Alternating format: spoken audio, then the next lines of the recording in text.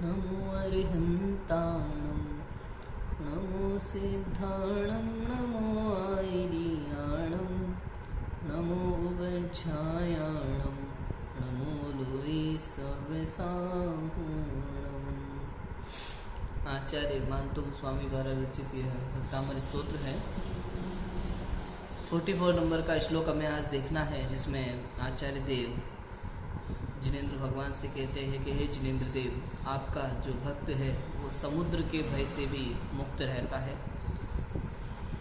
बड़े बड़े घड़ियाल, बड़ी बड़ी मछलियों को से भरा हुआ जो समुद्र है, बड़े बड़े डेंजरस जंतुओं से भरा हुआ जो समुद्र है, उसको भी निशंक होकर, निर्भय होकर पार कर लेता है। ऐसी बात यहाँ है। 44 नंबर का श्लोक पढ़ते हैं। अम्भोनिधौ क्षुभित भीषण नक्रचक्र पाठीन पीठ भय दौलवण वाग्नौ रंगतरंग शिखर स्थित यान पात्रास त्रासं विहाय भवतः स्मरणात् व्रजन्ति। क्या लिखा है? अम्भो निधौ अर्थात समुद्र में क्षुभित, क्षोभ युक्त, भीषण, भयंकर, नक्र चक्र अर्थात मगरमच्छों के समूह, पाठीन पीठ मछलियों द्वारा, पाठीन पीठ भय मछलियों द्वारा भय पैदा करने वाले, दौलवड़ विकराल, वाड़ वाग्नव अर्थात बड़वानल, रंग तरंग चंचल लहरों के शिखर स्थित, अग्रभाग में स्थित, यान पात्रास अर्थात जहाज जिनका, यान पास में जहाज जिनका, त्रासम विहाय अर्थात भय छोड़कर, त्रासम माने भय, भय छोड़कर, विहाय छोड़कर, व्रजंती गमन करता है। कब? भवतः स्मरणात् अर्थात आपके स्मरण से। कहते हैं कि भीषण मगरों, घड़ियालों, विशाल मछलियों तथा भयंकर वड़वाग्नि से आंदोलित समुद्र की उछलती हुई तरंगों पर जिन पुरुषों के जहाज स्थित हैं, वे पुरुष आपके स्मरण मात्र से उस समुद्र से बिना किसी भय के पार हो जाते हैं। अर्थात आपका भक्त समुद्र भय से मुक्त हो जाता है। यदि कोई जिनेंद्र देव का स्मरण करता है, उस समय उसके परिणाम बिल्कुल शुभ होते हैं, देव भी रक्षा करते हैं।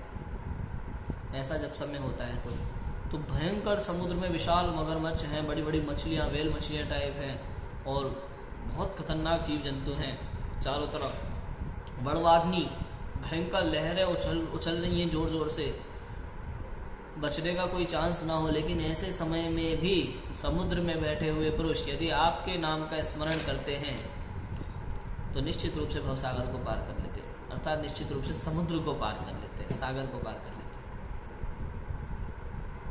और इसी प्रकार से जिस प्रकार से यहाँ सागर को पार करता है ऐसा पुरुष, तो आपके नाम मात्र से भव सागर को भी ये जीव पार कर सकता है, आपके नाम मात्र के स्मरण से।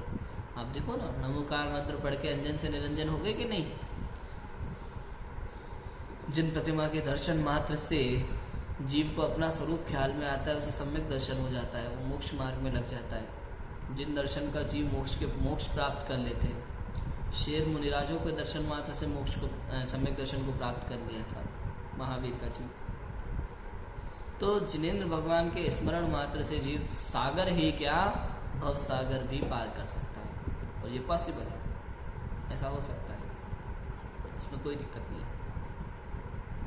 यदि सच्चे मन से, सच्चे हृदय से जिनेंद्र देव का स्मरण किया जाए तो निश्चित रूप से आप समस्त समस्याओं को पार कर सकते हैं।